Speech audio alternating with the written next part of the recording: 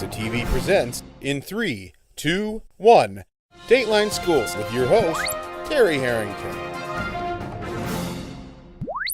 This week on Dateline Schools, we're visiting Port Huron City Rec and learning more about some of the opportunities they have for our kids now that summer vacation has started already. And to tell us all about it, special guest is Nancy Windsor. She's the City Rec Director here in Port Huron. Nancy, at the conclusion of the program yesterday, you briefly mentioned something about a middle school volunteer program. That sounds kind of intriguing. What's that about? That's called our Junior Recreator Program. Actually, we get about 150 kids every year, and it's going on like its 20th year. Mr. Atchison has been kind enough to donate a trip to Cedar Point with food and T-shirts and for kids that volunteer at the rec department and fulfill their commitment for the summer. And so you volunteer, a certain amount of hours, and you commit to that for the summer, and you do a good job.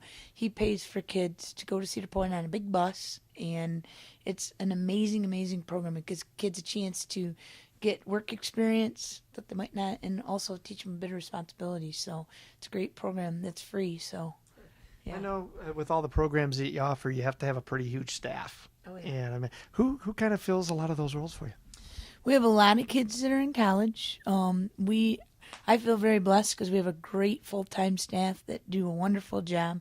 A lot of kids come back from college. We have a lot of high school kids, even a lot of teachers that'll come and work for us for the summer, which is very helpful because they're so wonderful to kids. And our day camp director who, runs daycares, so she does a wonderful job. We have a wonderful staff here at the City of Port Huron. Our aquatic staff is second to none. I mean, I think a lot of them come back from college, and our aquatics coordinator, she comes back every year, and we're very appreciative for that. And I know earlier this year, too, you won an award or were recognized for your collaboration with other communities. Tell us about that. Well, we've been fortunate enough to collaborate with the townships, Port Huron Township, Birchville, Clyde, and Fort Gratiot. We partnered with them on our program, so now when they come in, they sign up as a resident, and their township pays the other part of the fee.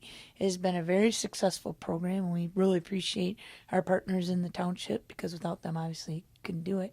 And the participants have loved it because they're able to participate in more programs.